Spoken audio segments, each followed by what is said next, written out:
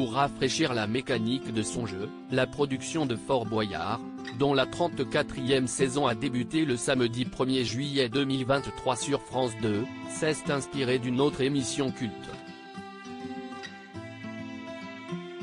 Paul de Saint-Cernin a ainsi pu se faire aider par un ami pendant une épreuve. Et pas par n'importe qui. Du jamais vu dans l'émission. Bonne nouvelle pour tous les fans de Fort Boyard, le jeu d'aventure culte diffusé sur France 2 depuis 1990 est enfin de retour. La chaîne a diffusé le premier épisode de sa 34e saison ce samedi 1er juillet 2023. La première équipe à tenter de relever toutes les épreuves du célèbre fort était composée des sportifs Nathalie Péchala, Frédéric Bousquet, Johan Huget, Robert Pires, de la chanteuse Anne Silla ainsi que de l'humoriste Paul de Saint-Cernin. Le jeune homme a d'ailleurs été choisi pour répondre à la fameuse énigme du père Fouras. Pour répondre à cette énigme, vous ne serez pas seul, cette nouveauté dans Fort Boyard, inspirée de Qui veut gagner des millions ?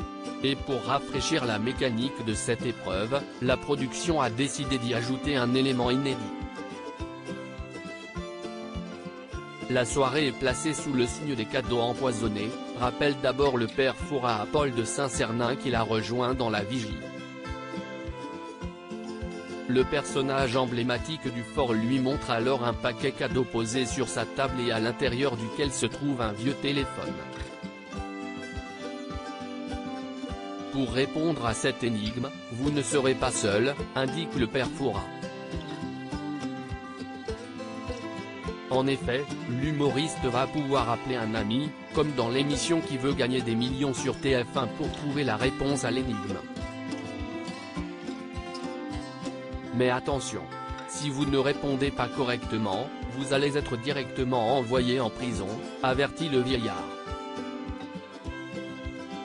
Fort Boyard, le coup de fil de Paul de Saint-Cernin à un chroniqueur. De quelle époque le téléphone sonne?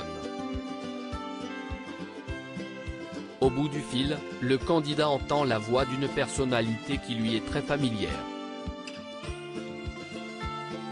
Il s'agit de Philippe Caverivière. C'est mon grand frère, plaisante le jeune homme de 32 ans. Après avoir répété les règles au chroniqueur de quelle époque, le père Fouras dévoile l'énigme, infime quantité, on dit qu'elle est facile. Pluriel, elle est liée à un très grand reptile. Qui est-elle? Alors que Philippe Caverivière cherche des noms de reptiles, Paul, lui, sèche complètement. Malheureusement, aucun des deux n'a la bonne réponse. P. Il n'a pas trouvé, se lamentent les acolytes de l'humoriste restés à l'extérieur de la vigie.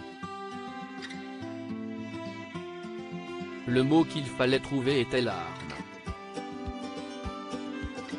Direction la prison pour Paul de Saint-Cernin.